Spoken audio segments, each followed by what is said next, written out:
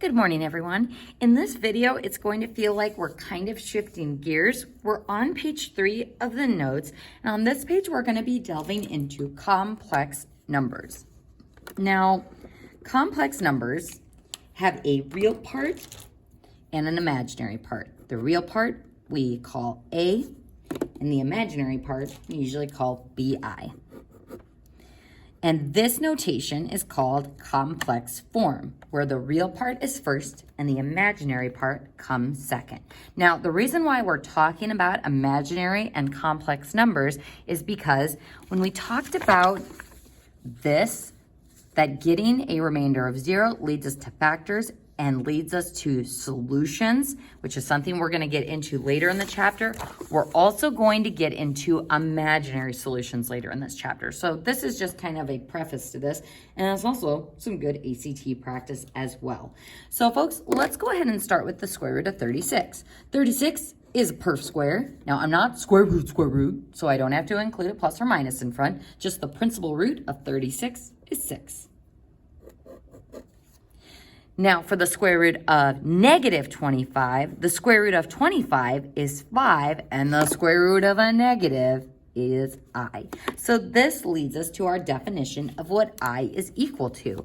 I is defined as the square root of a negative 1. So 5i would be my answer, or a complex number.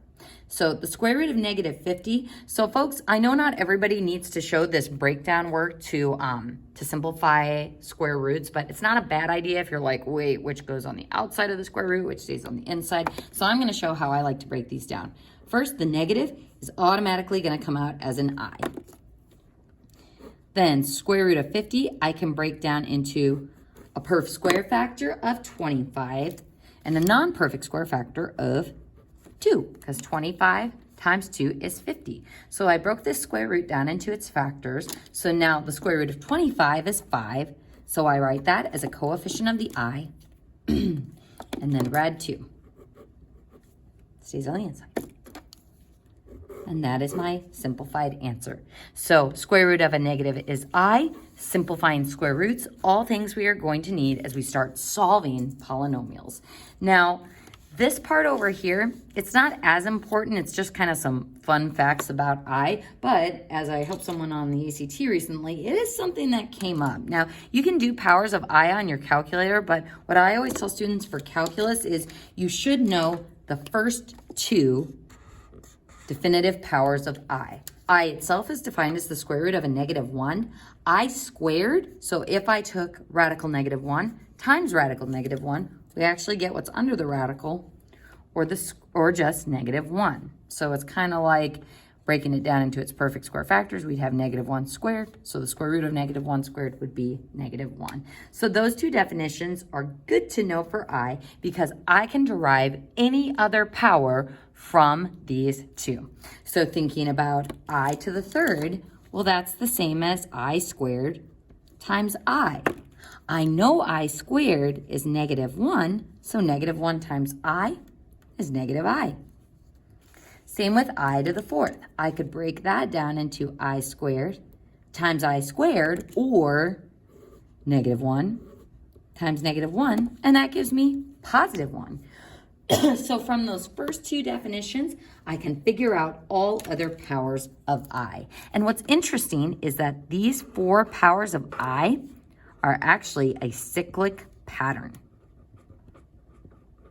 So as I move up to trying to find higher and higher powers of I, we can actually use these definitions to help us by taking out groups of I to the fourth. So I to the 5th, my cycle starts over, and that will be equal to I. I to the 6th would be I squared, or negative 1. I to the 7th would be this. I to the 8th would be that. So those 4 values of I just cycle through the different power values for what you are taking that I to. So to show how this works mathematically, I to the 5th, I can break it down into I to the 4th times I. I could break it down further into I squared and I squared, but I to the 4th is 1. So 1 times I is I. I to the 6th is I to the fourth times I squared. Now, I to the fourth is 1. I squared is negative 1. So 1 times negative 1 is negative 1. Now, I to the 15th, what's the biggest group of I4s we could take out? We could take out I to the 12th. So that would be I to the fourth times I to the fourth times I to the fourth, or 1 times 1 times 1, or just 1. Then what's left over? I to the third, which we can break down into I squared and I. So 12 and 2 and 1 gives me the 15. I squared is negative 1. And then we just have I, so negative I. And then I to the 34th, can we break that down by powers of I to the 4th? 32 would be the biggest one I could take out. That's divisible by 4, so I to the 32nd.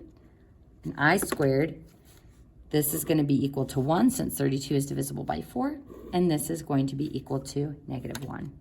So negative 1 for that one. So it's kind of nice because the cycle of I repeats. But for what we're going to be doing with I is I mainly need you to know that it is the square root of a negative and that those imaginary or complex numbers will not show up on a graph. So folks, in the next video, we're going to get into solving equations with complex solutions.